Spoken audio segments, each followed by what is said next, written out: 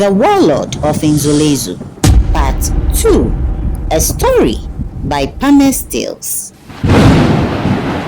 Opeyemi found herself sleeping in a dungeon when she woke up. Apparently, she was hit on the head with force and she passed out.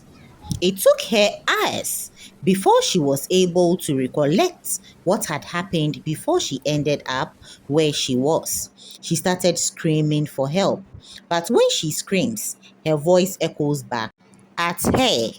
Later that day, a servant brought food and water for her. Opeyemi rushed her food because she was very hungry. After eating, she began to think clearly. She remembered how she saw the skeletons and lifeless bodies hanging in the highest tower of the palace. Her heart began to race and fear gripped her. Then she looked around her and saw thousands of skeletons. Suddenly, it dawned on her. This dungeon was separate from the other one. She walked around and noticed an inscription on the wall that reads, "Most painful death category." She began to shake, but suddenly she felt an edge and whispered in confidence, "I was chosen to be his wife, but I was born to end him. I have found my purpose, and I'll do anything to fight for justice. For when words falls like rain, and still the ground is dry, fire must come." But on the other wing of the palace, the warlord screamed in wrath, and whilst cursing under his breath, he whispered, "My newest bride has disturbed the silence of my sins, and her death will be more dreadful and painful than the others." Then he roared like a wounded lion, whilst he clenches a broken chain he found in his chamber. But then he thought again. There's something about that orphan Opeyemi. How did she open the tower without the treasured keys? I need to wait. Before I devour her, I must know her. I have to be vigilant, like a cautious snake. I must crawl with my eyes wide open because danger hides even in familiar grasses.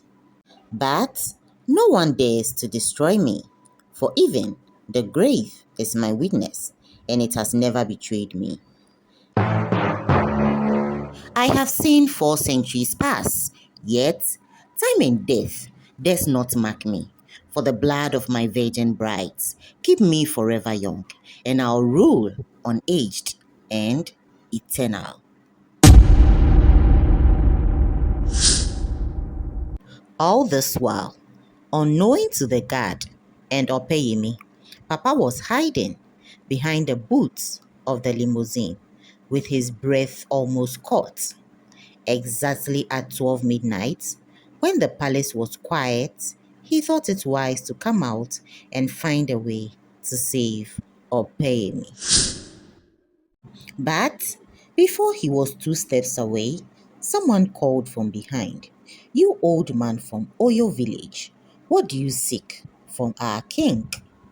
"Please don't kill me," Papa pleaded, unable to speak because he was dumb.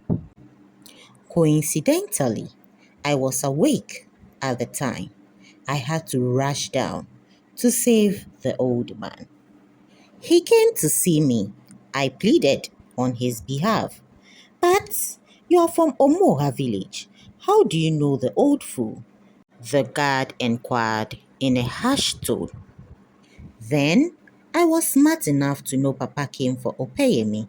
I knew from the day she opened the treasure door that there was something peculiar about her. I snapped out of thoughts quickly and replied, "He is the king's new chef. We lost the old one, and you know we need a replacement. He is here to serve King Oba the Great."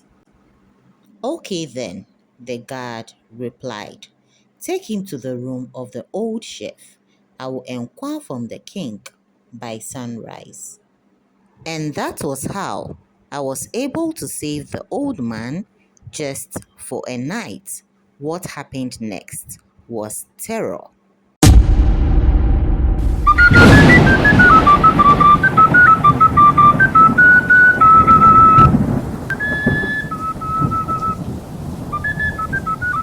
Thanks for watching.